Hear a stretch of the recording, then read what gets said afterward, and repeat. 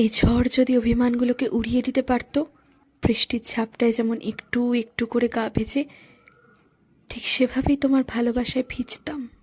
তোমার অনুভূতিগুলিও এই প্রকৃতির মতোই ক্ষণে ক্ষণে যে পাল্টায়, কখনো রোদ, কখনো বৃষ্টি, কখনো বা বিদ্যুতের ঝলকানির মতো প্রতি ক্ষণে তোমাকে আলাদা আলাদা দেখায়। কখনো কিছু না বললেও রেগে যাও, আবার কখনো আমার সমস্ত ভুলগুলো কি সুন্দর হাসি মুখে মেনে নাও। তোমাকে বৃষ্টি ভেজা বিকালের মতো অনুভব করতে চাই। বৃষ্টির শেষে যেমন মাটির সোদা গন্ধ চারিদিকে মুখর হয়ে ওঠে, তেমনি তোমার ঘ্রাণের টানে মধুর আমি তোমার কাছেই ফিরে যেতে চাই। আর বারবার বলতে চাই, ভরসা করে রেখেছ যে হাত, তুলে নিও না যেন।